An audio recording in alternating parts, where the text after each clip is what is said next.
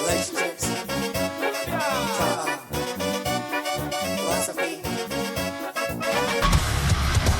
relationships, trauma, philosophy.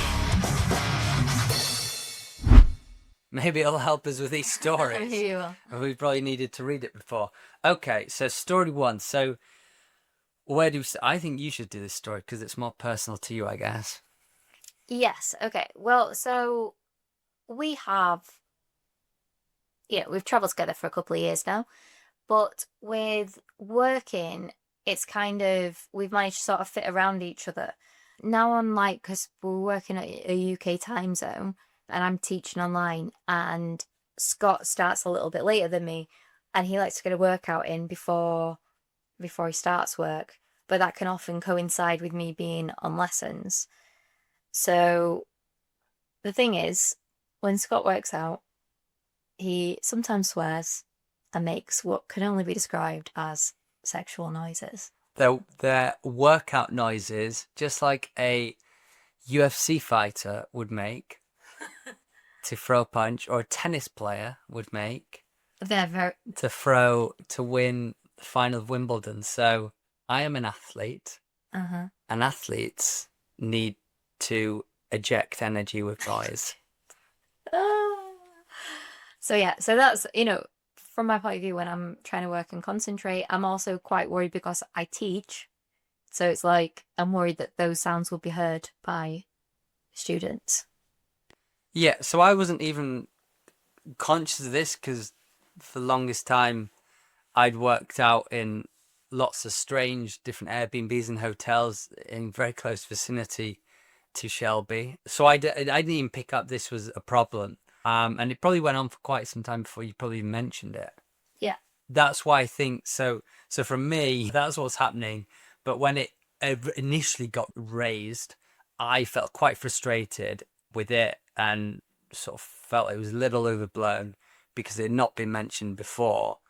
And also, I'm not always conscious of all the noises I'm making because sometimes I've got headphones on and I'm not even aware I'm making like a heavy breathing noise. Yeah. And obviously, if you're in a house, that's not really a big issue because you're in completely different sides of the house. But we're traveling and sometimes we're in a studio and it's a very small studio packed with everything, and you can hear even a whisper on a Teams meeting. Yeah. So I guess we are adapting. Yeah, well, we did adapt, but that was the initial friction, right? So that was there. So there was an initial sort of aggravation from me. But I'll be honest, I think we quite quickly adapted. I probably I had a bit of a strop about it. But then I realized, well, I can work out quite flexibly because it's actually only an issue for 2 of my workouts a week because the rest are all outside. Yeah. So I thought, okay, well, that's not really a big shift. I have to shift it by 40 minutes. And then all of a sudden it's in Shelby's lunch. So when I looked at it objectively, I was like, oh, Scott, you only have to do twice a week and you're talking a 40-minute difference. It just wasn't a big issue, but it was making you feel quite uncomfortable. Yeah, and also uncomfortable to request it as well because of the nature of my work and then the nature of your work, it does feel like I'm always the one asking you to compromise, and that doesn't feel fair. It couldn't go the other way because there's literally nothing else short of going and sitting outside. I'm not able to make the compromise in that situation to make it a comfortable environment. Do you know what I mean? So it was uncomfortable for me to have the situation, but equally I feel guilty about, I feel like I quite often have to ask you to compromise around my work. I don't know what to say to that. But I mean, I want to support you. I don't know. Do I say I agree with that? Well, I guess. But I don't know if that's right for me to say. But yes, okay. Do I have to compromise? Well, yes, for your work. But I'm happy to.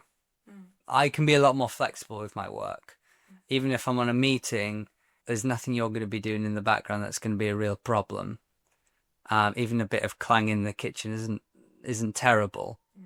but you have quite sensitive. It's quite sensitive what you do, and you're dealing with young children, so that's Yeah. a whole different ball game. So anyway, if we didn't figure this out, I mean, it would have carried on. Yeah. 2, you might have got reported. Yeah. And 3, I would just got more annoyed because I'd be like, well, for 2 years, you've not mentioned anything. So lucky we figured it out. So there definitely was a bit of friction there. Side note, Shelby just farted.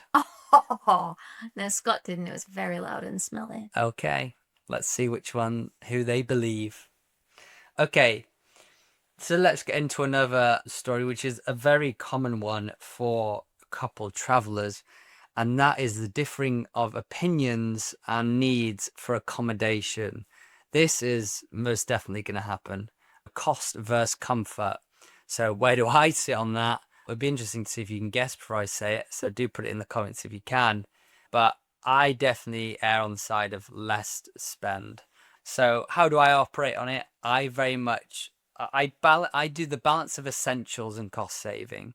So for me, the non-negotiables are air conditioning, strong Wi-Fi, a fully equipped kitchen, and privacy. They're like ones that I wouldn't cheap out on. Outside of that, I'm willing to drop the extra amenities like a pool, a more attractive location, or maybe 24-hour reception, whatever. Like, I'm happy to drop them. Now and then, if maybe it's a special week or a special place, sure, I'm happy to spend a bit more to make it a bit more special. But for the most part, because we're doing this continuously, I don't want to do that. I want to have my money saved. And the main reason for me is because I want to be able to carry on the travel and also have money when we go back home. Mm. And so the thing is, I fully agree with everything that you've said. I don't dispute it. I don't fault the logic. I don't disagree with the logic or the sentiment. But I think I sway towards spending a little bit more to get a little bit nicer place. Like if there's nothing fundamentally different about them other than I quite prefer the decorations in one of them, then I'd still sway towards, even if it's like a £50 difference or whatever for the week, I'd sway towards the one that looked a bit nicer. Whereas I think, Scott, if all things being equal, you would always choose the cheaper option. Definitely.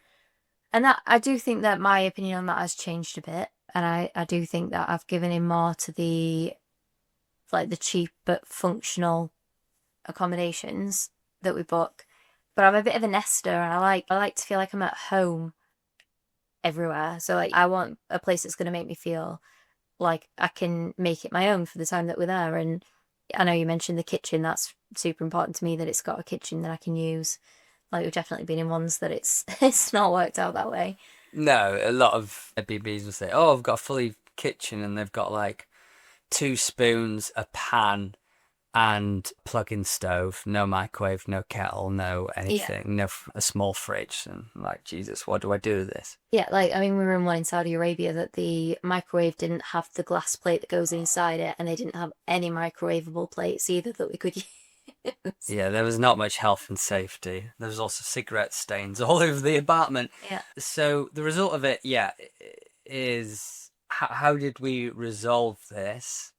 Well, like you said, I think you've come closer to my way of thinking. Yeah. At the core, I'm more of a penny pincher. I still will spend quite a bit on experiences. I don't hold off money on if it's something I want to do and there's something special, I'm doing it. Like I'm willing to spend the money, but if I can save money, I'm also blowing well doing it. Yeah. Not at the detriment of anything major, but if there's a place I can save, because it does all count. So, but I think because you've sort of moved on your mindset, we approach it the same. When we look for accommodation, we look for the best cheap option. So we're not looking for like the best option. We look for what is the best cheap option. So then when we come together, we're very similar on price now. And we're also quite logically aligned, and you're good at going deeper because you're good at unfolding things. If let's say there's an accommodation that's £100 more because it's centrally located, my initial feeling in the past would have been no bloody way. But then Shelby's opened my eyes to, yeah, but if you look at the taxis and the cost there, all of a sudden we're going to be spending £200 on taxis anyway. So I think for me, this works because it's all logic based. Yeah. And you seem okay with that now. Definitely. And like, even in the start when we're looking at hotels and stuff, the hotels could be significantly cheaper than Airbnbs. But then we realised, well, hang on a minute, but we're going to have to buy every single meal out if we stay in a hotel. So yeah, it's looking at what you are and aren't willing to compromise on, really. And like, there are times where, you know, we spent a good amount of money on a night in the Versace hotel in Dubai. Like, so and that was an experience in and of itself. Yeah. And that was like intentional though. So it's like not out of, like, if you think about it, if you're going to be traveling all year or for a few months even, that extra £100-200 could get you an extra month somewhere. Like, so it does. You got to think, I'm borrowing from future trips. If I spend that now, I'm borrowing from a future opportunity. And that's how I see it. So I'm happy that we're aligned. So, an interesting side note, if we weren't able to resolve this, finances happens to be the biggest reason for divorce. So yeah, it's not an easy thing. In a relationship, finances are complex and stressful. And I would say we've still not figured it out 100% for everything. But I think we're doing all right. I think we do, Mo. Yeah. I think we are definitely meeting in the middle.